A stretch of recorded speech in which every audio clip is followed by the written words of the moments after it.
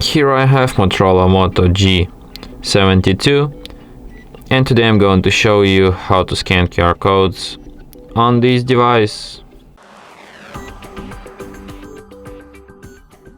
So to do this, you have to firstly open camera, then tap on the gear icon to access its settings, go to the AI settings and enable Google Lens here.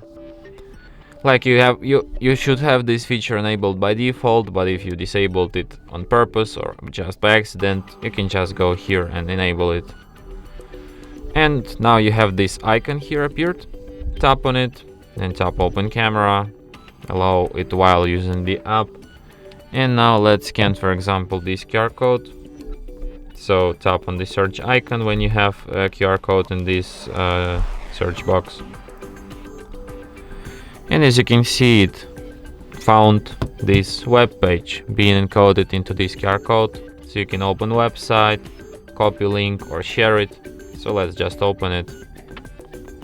And yeah, that's how you can easily scan any QR code. And that's it. Thanks for watching. If you find this tutorial useful, don't forget to hit that like button and subscribe to our channel.